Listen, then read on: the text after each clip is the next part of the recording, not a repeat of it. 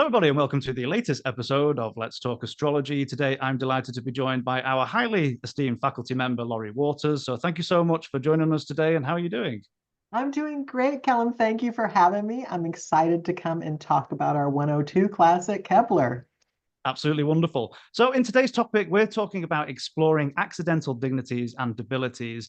Now, many of you might be familiar with essential dignities, whether we're talking about planets in rulership, exaltation, triplicity, face, etc., or essential debility, whether that's in detriment or in fall or peregrine. But today we're exploring the accidental dignities and debilities and seeing if any of these charts help out the essential nature of these planets. So, Laurie, we've got a fantastic presentation to share today. So let's dive in. Well, thank you, Callum. And I was just checking my slides, but I wanted to talk about Fundamentals 2. We're going to start on September 22nd, our next cohort of that. And accidental dignities and debilities is one of the topics that we cover very thoroughly in this. And so this is kind of a little, I'm going to give you a little taste and a moosh boosh of accidental dignities and debilities today for us to talk about. But I thought I would start with who am I? And why am I teaching at Kepler? Well, I'm Laurie Waters, and I actually, with Callum, went through the Kepler diploma program. We were actually in some classes together, so we're old classmates. And I went through that after years of studying, not studying astrology, I say being a armchair quarterback of astrology. I'd read, the Mountain Astrologer, I'd read things about astrology, but I never thoroughly understood it. And the reason I chose Kepler is because it was the one program that gives a really deep breadth of astrology, where you learn about all different types of astrology, all different techniques.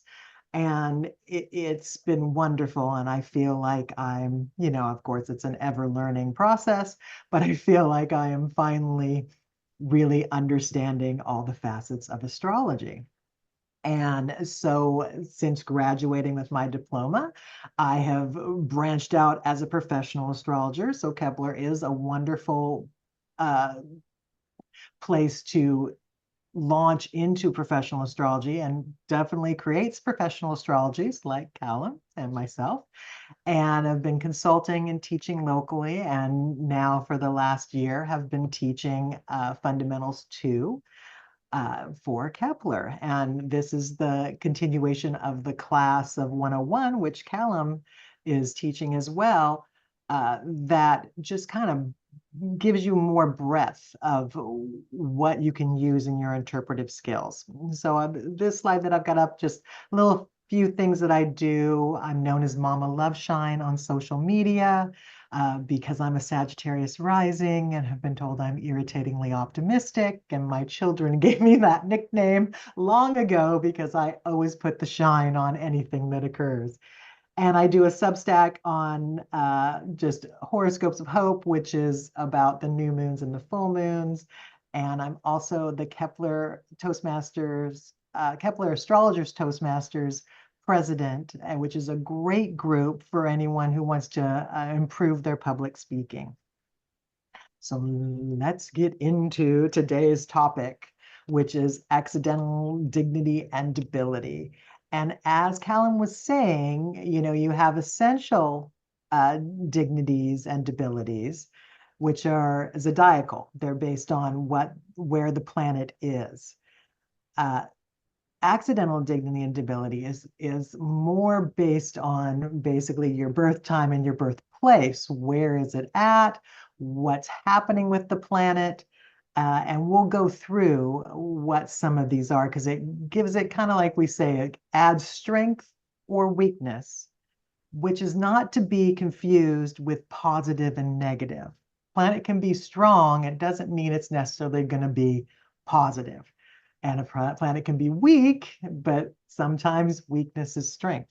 Always remember that. So this is part of us that when we're looking at 102, we're really trying to help you start to really dive in your interpretation details. And this is part of what we call planetary condition, really studying what is the condition of the planet. How is it going to perform? Is it going to be effective? Is it going to have an easy time performing its actions? Or is it going to be kind of frustrated or stressed, not feeling like it's acting in the right place? You know, if something's dignified, it's kind of got privilege, right? But if it's debilitated, it's kind of the underdog having to kind of push against that wall. So, you know, when it's just like we see with essential dignity, when a planet's in its own sign, it's going to have all these resources and it's going to be pretty easy to function. Sometimes that's almost more difficult because it's too easy. It's just like we talk about with aspects where trines can be, you know, a little too free flowing. Now, a planet in debility is going to feel a little more vulnerable or even perhaps damaged. But of course, you know, as we know as humans, the more we have to work for something, the more uh, rewarding it can be. So really, all of our lessons and how we really push through something is from having to work against adversity. When things are easy, sometimes, you know, it feels good, but we don't grow as much as when things are difficult. So that's where a planet in debility can really, you know, still be very effective in your chart. I So think it goes back to your very important point about it doesn't mean positive or negative. Like you say, you could have all these nice trines, everything going on, but it might not get off the couch to do anything. So sometimes that tension can create a diamond and that tension can lead to success. So again, to make that important distinction between not good, not bad, it's just different in terms of accessing the resources and power, essentially. right, how it acts. It's just, yes, perfect. And again, we're going to see like the intensity of the action, the same thing. And what I really like about looking at accidental dignities and debilities is it kind of gives us another where to look. Like if a planet is really debilitated, we can see where it can get other support. And we're going to see that because it's very rare that a planet's got all the strikes against it. You might see, oh, it's got a couple strikes against it, but there's some other things that are kind of helping it out. So there's, you know, the Sag rising will say there's always a level of hope. I love that. Okay, let's go on. So what is an accidental dignity? And as I said, this is based on the house position, the proximity to other planets, or whether it's moving forward or backwards. It's not so much the zodiacal position as we see with essential dignities. So we're looking at, you know, is it retrograde or not? Which even, you know, we cover a little more fully in 102, even looking at speed, the planetary speed. Is it moving fast or is it moving slow? If it's in a position of prominence, if it's on an angle, if it's angular, if it's, you know, Cazimi, the sun, we'll talk about today. If it's free from combustion, which is being under the sun, we'll talk about that a little bit as well. If it's in a conjunction, trine, or sextile to a benefic, such as Jupiter or Venus. And also, when we're looking at the moon, if it's gaining in light, known as waxing, and that's going to put me over to we'll talk about the debilities here in a minute. I realize I'm getting ahead of myself a little bit. And there's important distinction to make here when we say angularity. We've got two forms here, essentially. So let's take example using whole sign houses. Sometimes you'll find that midheaven goes into the 9th. Sometimes it might switch into the 11th. Now, that's not, if a planet's near, they're not angular by house position. The difference here is it's an angle. So if a planet's within a couple of degrees, applying and separating is going to make a difference. But in terms of angularity, say you have that midheaven in the 9th and you have, say, the Mars conjunct that angle, that's still an angular planet, even though it's not in an angular house. So we always make that distinction. There's two forms of angularity there. Absolutely, absolutely. And you know, and we should probably also say that when we're looking initially at these accidental dignities and debilities, since it is a traditional technique, we tend to look in whole sign houses. But that doesn't mean you can't use Placidus and look at this as well, or a, you know, a quadrant-based system. because I think in contemporary astrology, where we're fusing traditional and more contemporary psychological and evolutionary methods, that we can take from all the techniques. And this is again where we're kind of training astrologers at Kepler to be critical thinkers and to practice these things and see what works for you as an individual astrologer. Because, you know, these are all different techniques. Some people are going to like them, certain ones, and some people are going to like others. Use what works for you. And, you know, accidental, we just kind of, why is it called accidental? Because it's, you know, doesn't have a deliberate plan or cause. It's something kind of outside of the nature of the planet, whether, you know, a planet like Jupiter in Pisces and in rulership. It being angular is kind of, you know, an extra bonus based on when the person was born. So we're not gonna, it's not always going to be angular. So it's accidental. And, you know, we're looking at strength when we're talking about accidental dignity, whether it's, you know, like I said, increasing in light, if it's waxing, if it's swist in motion, if it's in a good house, if it's in an angular house, but we'll also, you know, even succeedent, we'll see some strength there too, not as much strength or power as an angular house, but we'll see some. So looking at accidental debility. Now this is considered a weakness a planet experiences for some reason other than its zodiacal position. So this is different than if, you know, Mars in Cancer, that's in fall, that's an essential debility. But here we're looking at, well, if something's happening in the chart where the planet is placed, that makes it a little weaker. And retrograde is considered a weakness. And being in a cadet house, being in an invisible house. So that would be, you know, being adverse the ascendant. So you're talking about the 6th, the 8th, the 12th. The second kind of gets a pass down there. Even the ancients gave it a pass, but we still look at that, it, you know, if it can't see the ascendant. And then if it's combust or under the beams, which we'll talk a little bit in a couple slides about that, that's when it's within 17 degrees of the sun, because the sun is blinding it, you can't see it, it's under the beams. And then when we get down to about 8.5 degrees away from the sun, we're considering a planet combust because the sun's completely obliterating the visual of it. And you're going to notice that Venus and Mercury, of course, are going to be in those positions the most often since they're closest to the sun.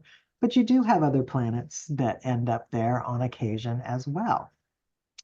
And then we're also looking at in a conjunction, square, or opposition to a malefic, such as Mars or Saturn, that will add a little weakness. And if it's losing light, like the moon losing light, is considered more of a weakness, which I know some people would debate me on. But this is the ancients talking, and I think again we want to start. We look at what the traditional astrologers said, and then their language we look at from our own contemporary perspective. Where they might say weak, we may say is moving in or becoming more withdrawn, maybe you know, more of a yin energy. It's such a great point about the moon, because I can meet two people. I don't have to know anything else about the chart. If someone comes up with a full moon energy versus the balsamic moon energy, I'm probably gonna feel that regardless of if I know anything else about the chart. So I agree with you. Right. Yeah. It's not, you know, and, you know, of course, there's some people that would say, you know, the new moons are, you know, they're always starting things, but the waning moons are really finishing and perfecting and getting things ready for the new cycle. So this is William Lilly's table, and we like to always bring it up because this was, you know, from his perspective, he had a whole list that he could go down of these accidental dignities and accidental debilities and how much he felt that it affected their strength or weakness. So you'll see on here, we're looking at if it's a angular house, the 10th or the 1st, he's giving +5. And, if it's the 7th, the 4th, or the 11th, considered, a happy house, Jupiter's joy, it's +4. And then, of course, if it's in the 12th house, oh goodness, that's -5. And you'll see here retrograde, -5.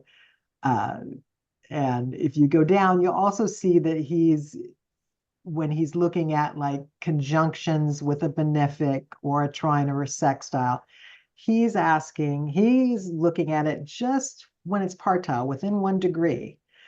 But I think contemporarily we can play with that a little bit, and we will when we get to chart examples.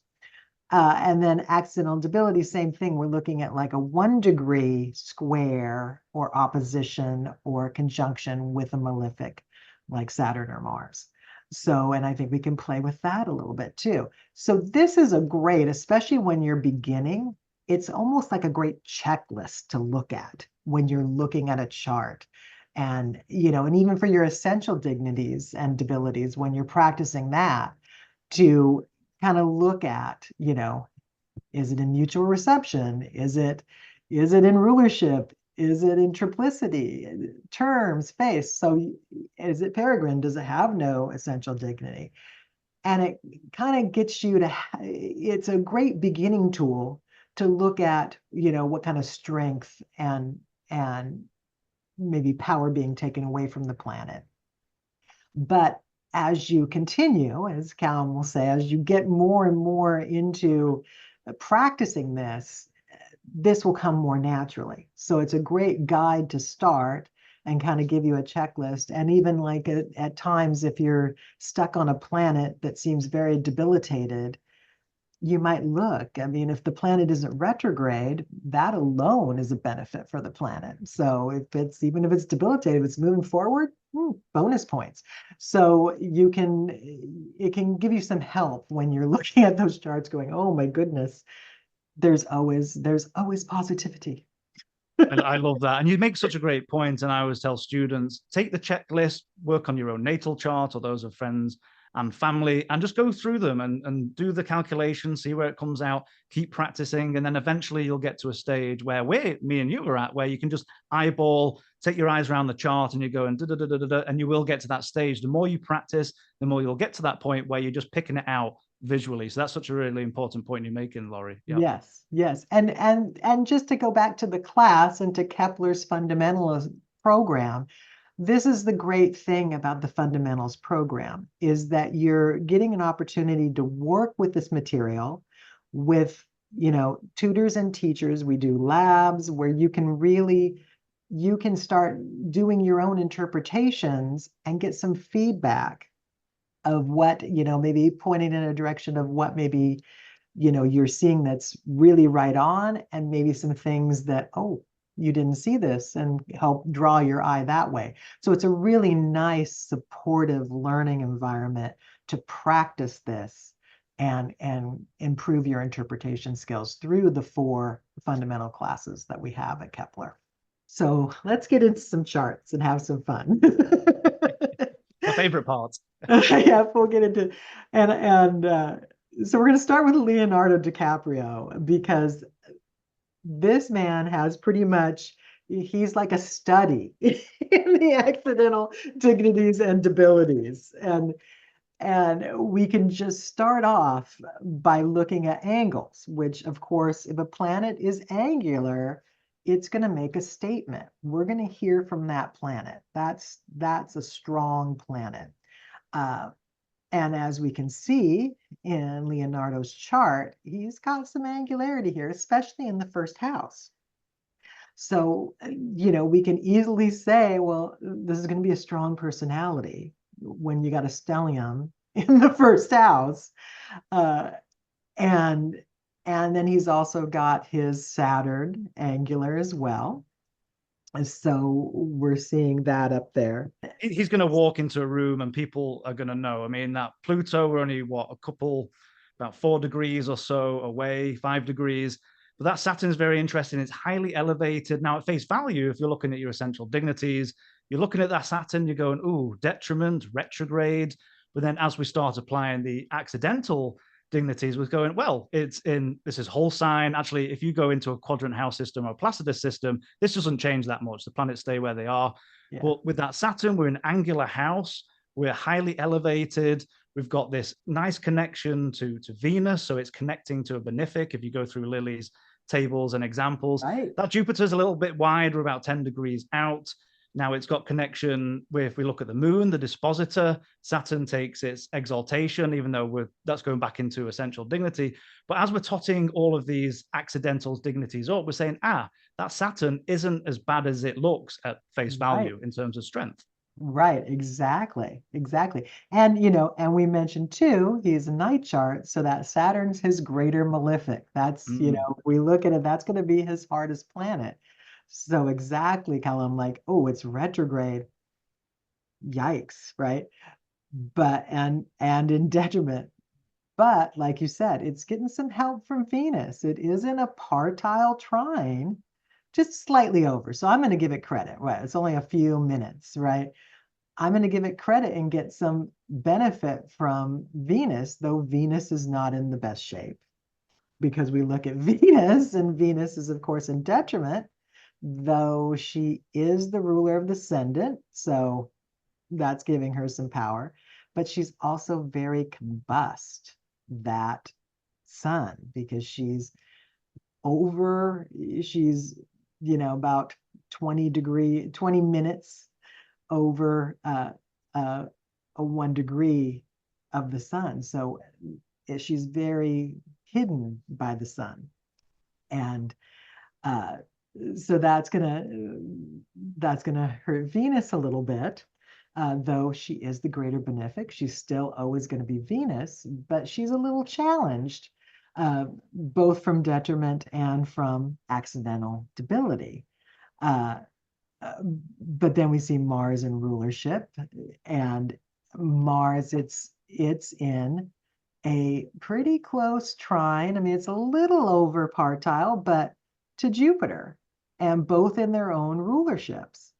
So that's pretty strong. I think we're seeing that Jupiter, help him out there and help out Mars. And of course, this is a person who obviously has had no problem taking action and doing well for himself. and when we look at the bigger grand trine of, that also connecting with his midheaven. So that magnetic quality of Mars with Jupiter in rulership as well, coming up through the midheaven to the public.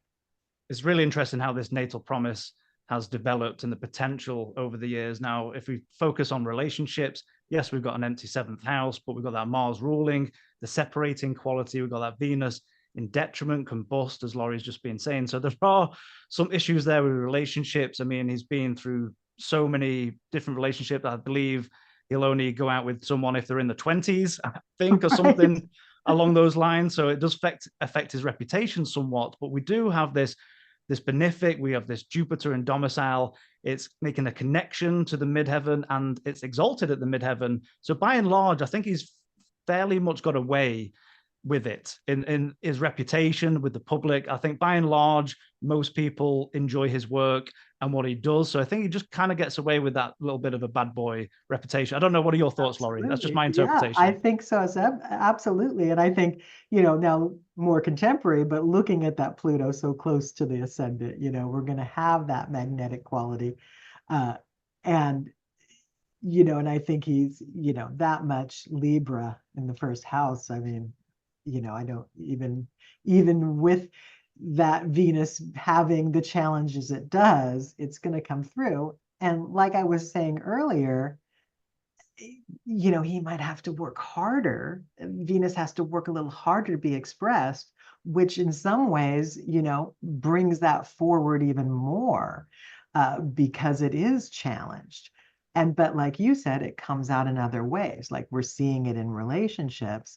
We're also seeing that Saturn that is challenged is squaring. Now it's not a partile square, but it is squaring the moon, which it's in the moon sign.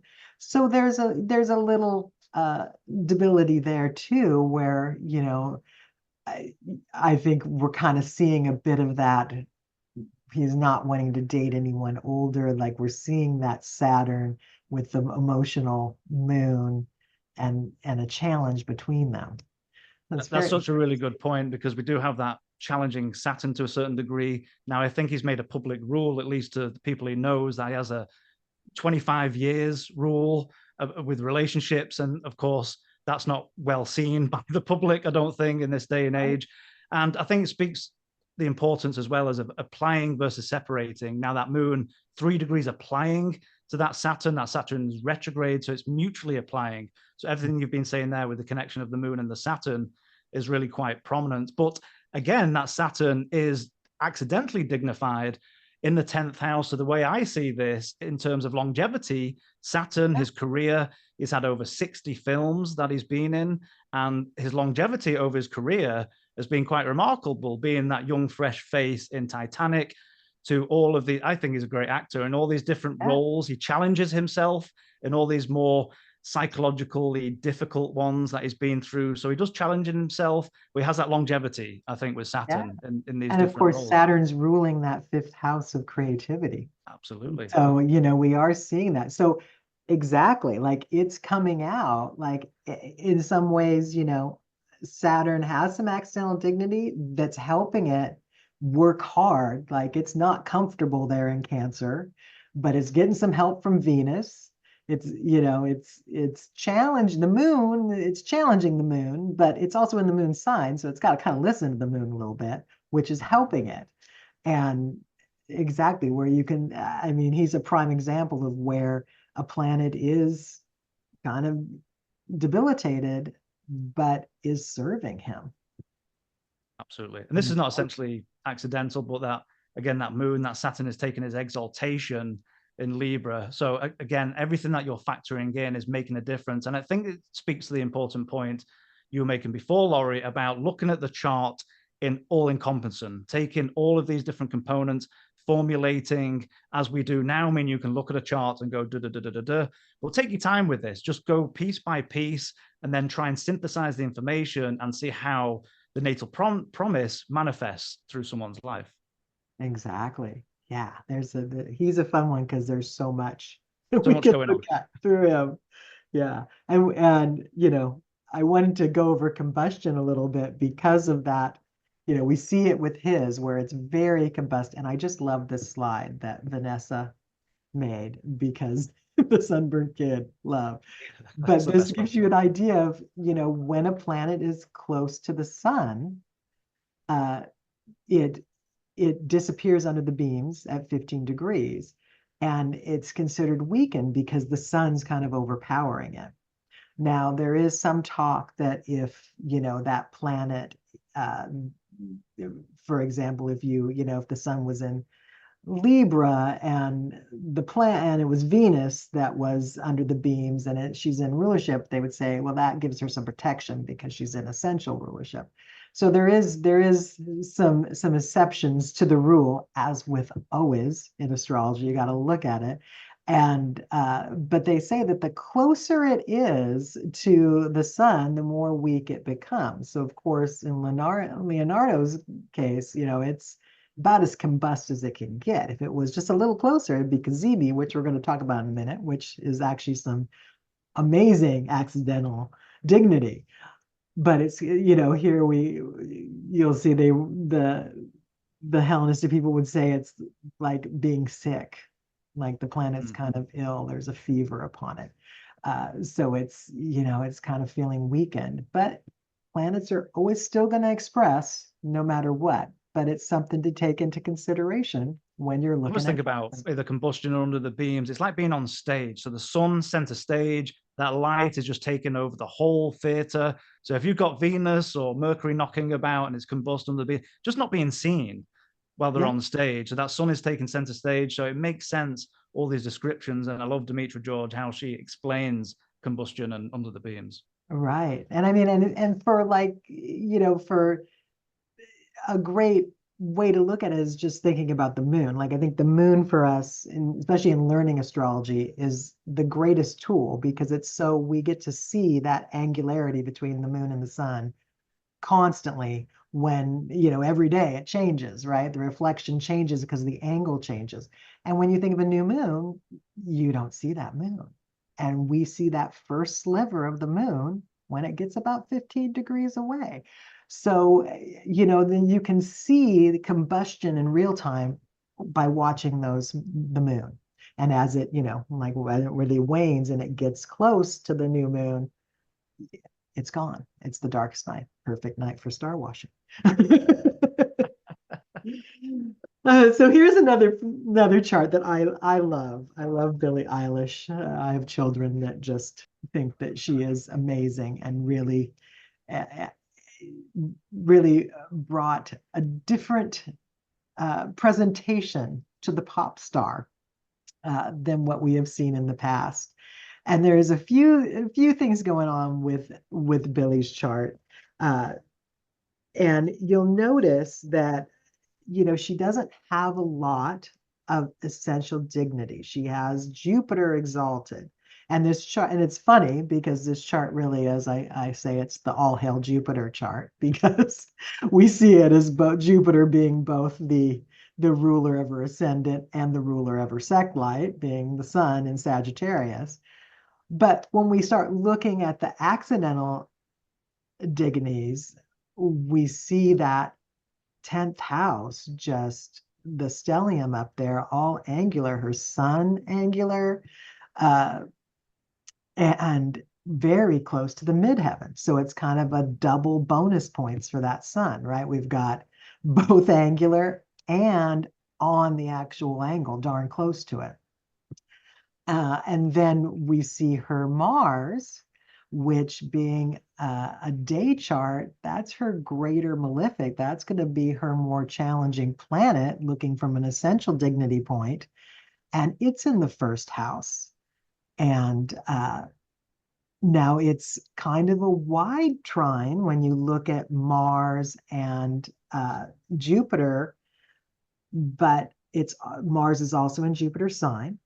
So I would still look at that, even though it's 5 degrees apart, I'm still going to say Jupiter's helping Mars there with that trine, which I think really shows us something when we think of her and that Jupiter being such the ruler of her chart in the 5th house, but it's exalted, right? It's in a great house, it's in the 5th house, but it is retrograde.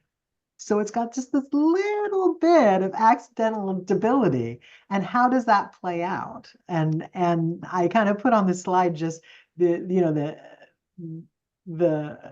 old astrologers, they really thought retrogrades were, a bad thing. Like you'll see, denotes rebellion and the destruction of any project.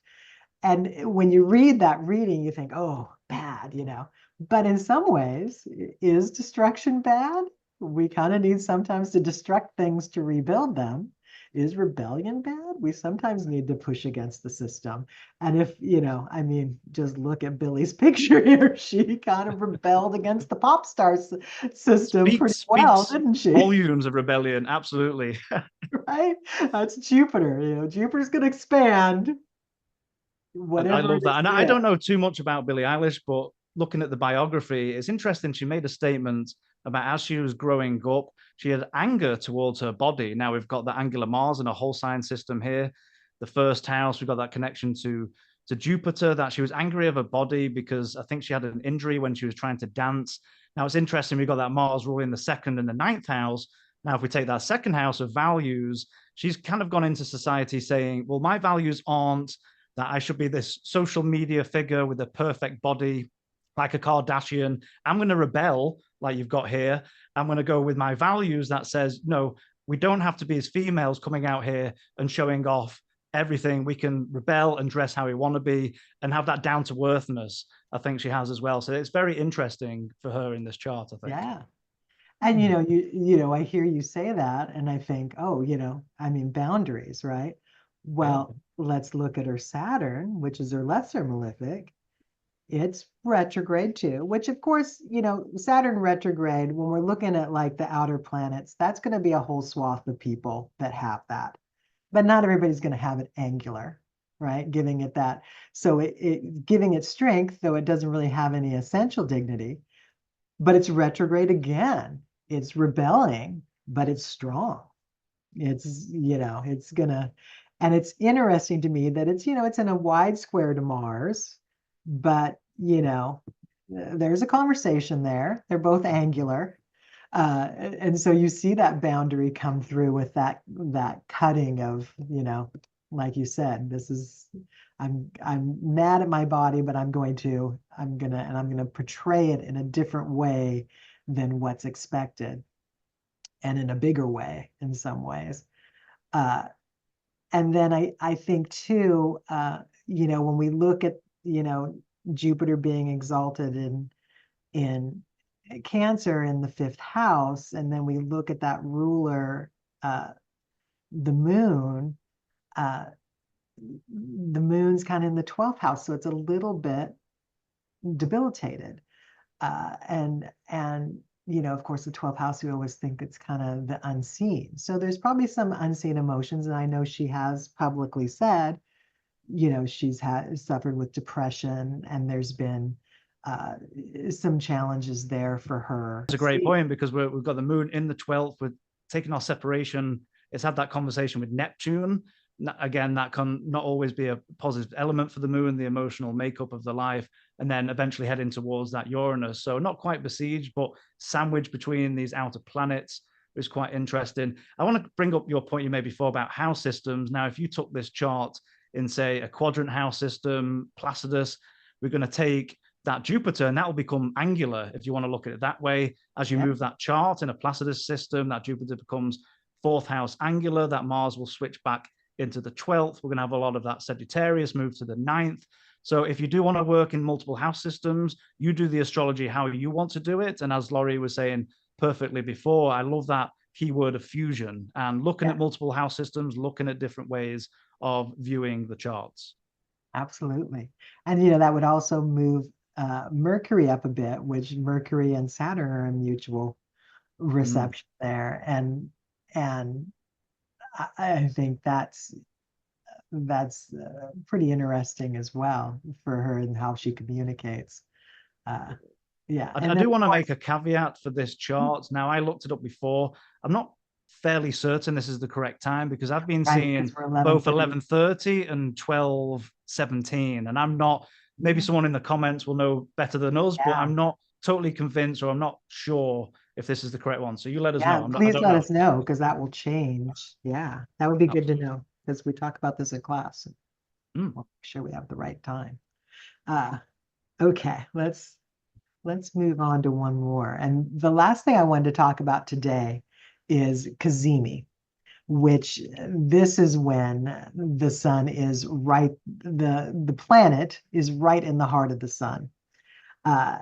And this is considered that the planet is completely protected. And now this is some debate. Callum and I were talking before the show, because the Hellenistic or medieval astrologers would say 17 minutes on either side for it to be a true Cazimi.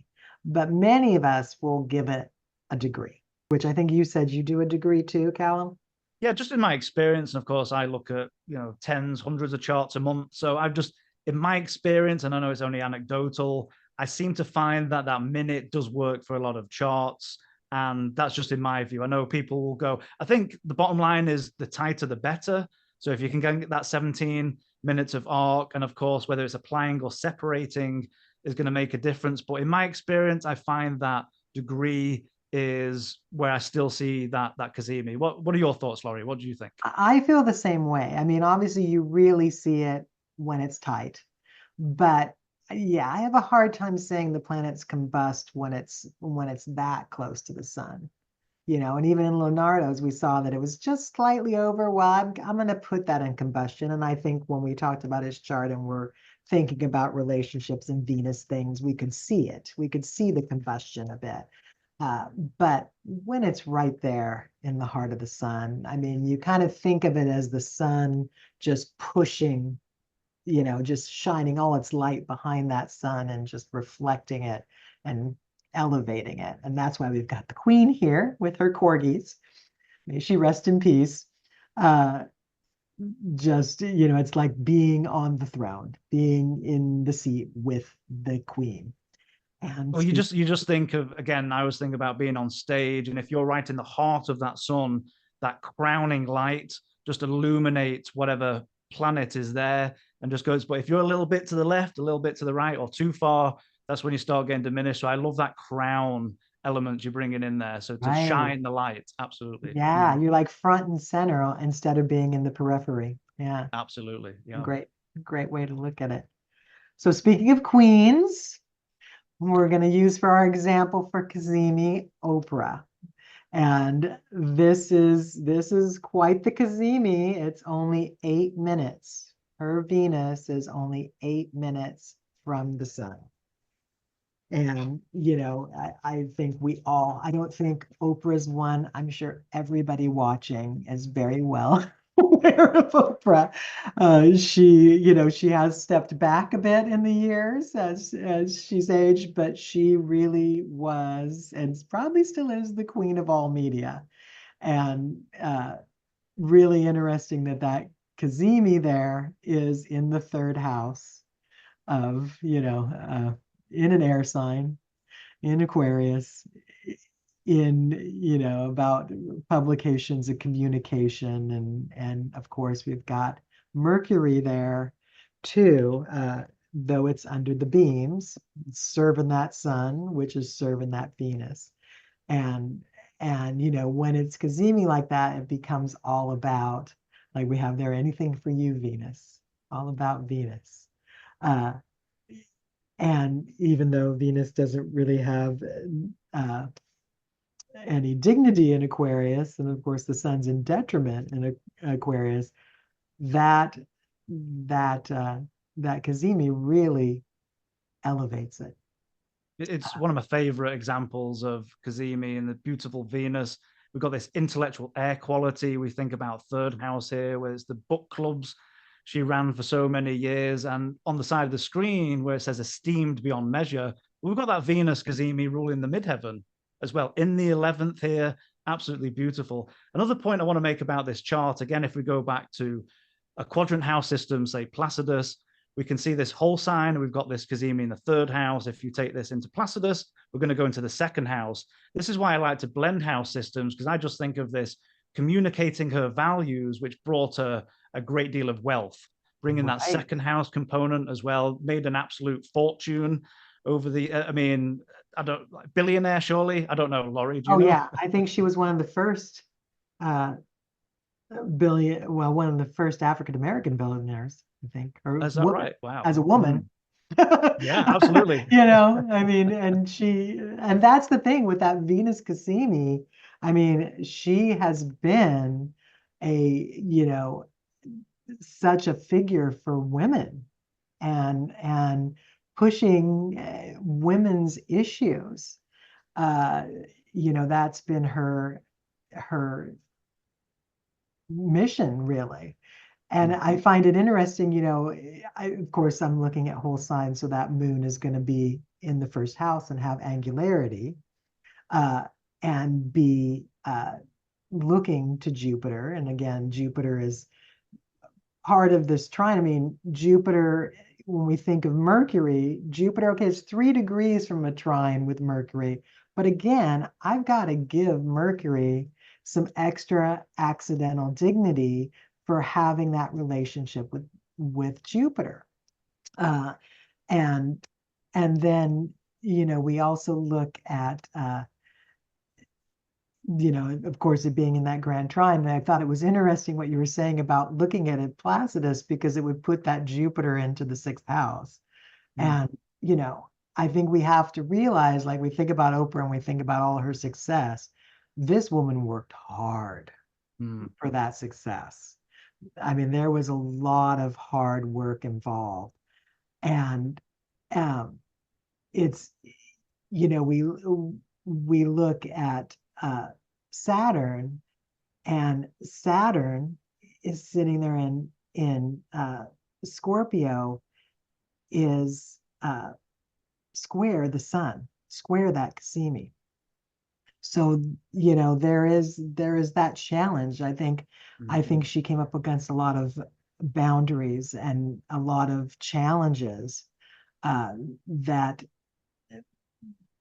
made it that she had to work through. So though while we've got this Cazimi and it's golden, there's a little accidental debility there with Saturn squaring it. And that's And such a great point. I don't know the full biography, but I believe certain times in her life where people behind the scenes, 12th house here, were working against her. So that's really quite interesting. Some of the boundary issues, some of the probably prejudice that she might have faced, particularly maybe in an early career, in her early yes, rise to fame. So some of that behind the scenes, trying to thwart her, this beautiful Cazimi Venus. That's such a really good point. right. And we see it even like that Mercury part of that grand trine and getting help from Jupiter, but also, it's a 3 degree from Jupiter, it's 4 degree from Mars square. So, she's got both her malefics there in the 12th, and Mars is in rulership. But both of those are challenged being in the 12th house. And I think that, you're seeing that where, but again, I think this is a case of, when I was talking in the beginning about when you have accidental debility and it weakens the planet, in some ways it strengthens. So yeah, it's causing a little weakness on this, glorified Venus. But is that the little bit of action that got her to like really push and become as huge as she is? Like somebody else with a Venus Cazimi that maybe didn't have any kind of challenges to it might have just sat in there and been the princess of their house, right? The queen of all media had some challenges that she had to overcome, that she had to work with, that those planets, I mean, boundaries, she had, violations of her boundaries. She's been very public about sexual abuse in her past that spurred her on. That, that's part of who she is and how she took that Venus Cazimi to become this, one of the most important figures, I think, in our lifetimes. Absolutely. And the other thing I just wanted to mention on this that I think so interesting about Cazimi is when you think of Oprah, she's a night chart. Oh, yeah, she's a night chart, but she seems so solar. Like usually, you know what I mean? Like usually like a night chart person isn't quite as, beaming. And I think it's that Cazimi that kind of makes her seem kind of solar because that Venus, where she's actually a night chart. That's a really wonderful point. I never saw it that way before, but that seems absolutely right. That Cazimi helping out and becoming, if you pulled up the Oprah's chart and never seen the chart before, you might think, huh, some of these planets below the horizon, that's quite interesting. So maybe, as you say, maybe that gives that extra shine for Oprah. That's Yeah, absolutely wonderful. I yeah, kind of it's want to very touch on good. that Jupiter, which you mentioned before. Now that Jupiter is detriment, it's retrograde. It does have some accidental dignity by being an angular house. I Right. think, and again, it's not to say you can always look at accidental dignity and debility, see what might happen. I think in some ways, possibly with this Jupiter, and others might disagree, but we've got the Jupiter as a chart ruler. Now, I believe throughout her life, she struggled in terms of the yo-yo dieting and Jupiter expanding. So the ruler of the body, we've got the chart ruler ruling the ascendant. So there was some of that expanding, contracting. I think she had issues with diets and things over time, Mhm. but she made that public. She publicly opened about diets and all these kind of things. We've got Venus Cazimi ruling the sixth, if we want to look there as well. So I think it just Right. speaks to your point before, Laurie, about looking at the chart in the whole context and looking at the challenges as well as the successes of the person and how they've managed to come out and come out on top. And certainly Oprah Winfrey, what a brilliant career. Yeah. Yeah. And just like what you said, like she made talking about weight and weight issues okay. Yeah. It was never really talked about as openly before Oprah. And of course, like looking at Placidus, that Jupiter probably would jump into the sixth house, which, that's something there too with weight in sixth house, being a Jupiter in sixth house person. Yeah, so I think that's where we see like that little bit of debility. But of course she's got that grand trine. She's masked for like grand trines can be lazy. It's like that little bit of debility is helping her do something with that grand trine. She's taking that issue and pushing it out through her, amazing communication skills and the network she built. So she's an amazing case study. Much for this brilliant presentation. I'm sharing it with the audience. Let's reiterate, let's talk about the class again. So can you tell people who are watching the dates, the times, and more about the class if they're interested in signing? Absolutely. So it's Fundamentals 2, and you should take Fundamentals 1 first if you're very new to astrology. You can test out of that if you've got, all the basics.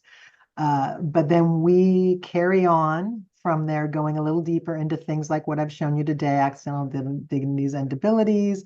We're going to really play around with house systems like Callum was talking about, looking at whole sign and quadrant systems like Placidus and comparing the two. That's something we do in class.